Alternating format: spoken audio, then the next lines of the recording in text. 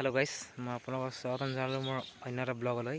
আজি বেছি নহয় ঘৰৰ কিবাকিবি দেখাম, গাঁৱৰ পৰিৱেশখিনি দেখাম।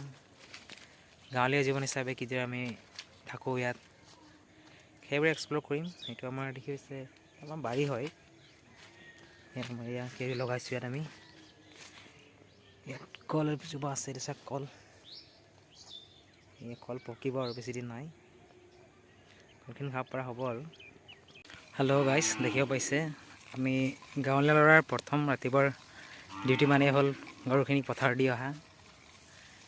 এনেদৰেই আমাৰ এইবিলাক চলে।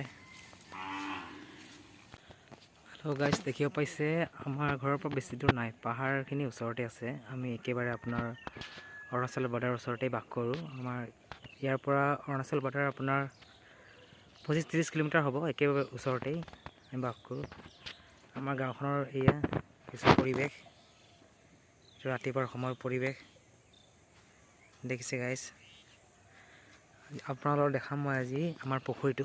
এইটো চাওক, এইটো এইখনে আমাৰ পুখুৰী। ভালকৈ চাইছেনে? এই চাওক, এইখনে আমাৰ পুখুৰী। আমি ইয়াৰ পৰাই মাছ চাছ যদি খাওঁ। এয়া